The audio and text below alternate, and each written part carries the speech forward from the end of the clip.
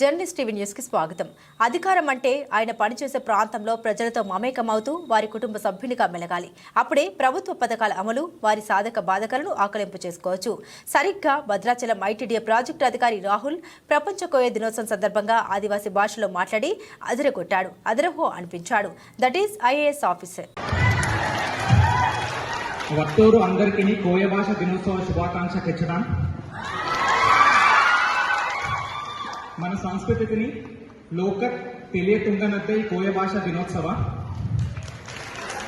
అంకెడే ITDA తరపున ఈ కోయ భాష దినోత్సవ తుంగనం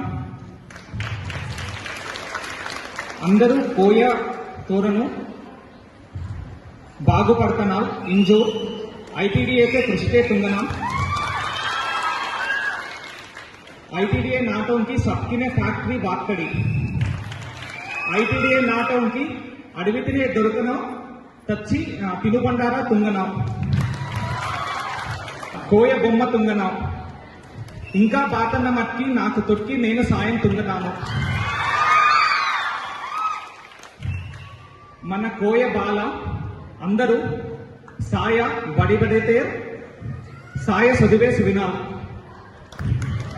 నేను 6 నెలలకి కోయ భాష నేర్చుకుంటున్నా ఇంజోర్ అనుకునిజనాను. ఇంకా బాత సమస్య పక్కన మీకు సమస్య తీర్చడానికి నేను నన్న నిజన జోంజోర్. Thank you.